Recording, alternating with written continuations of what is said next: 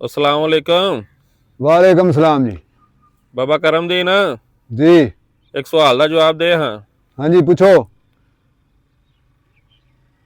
दसो हाँ केड़ी शै वे जेड़ी अगों भी बंद है ते पिछों भी बंद है ते विचकारों खुली है।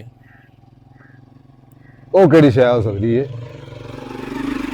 जानदार है कि बेजान? बेजान। बेजान है। हाँ जी।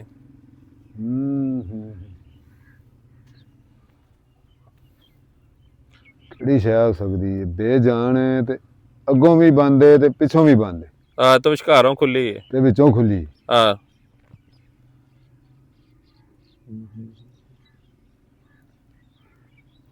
सारे बंदे कोल हुंदी है। हर बंदे कोल मौजूद है। मेरे कोल भी तुहाडे कोल भी। हाँ जी हर बंदे कोल है।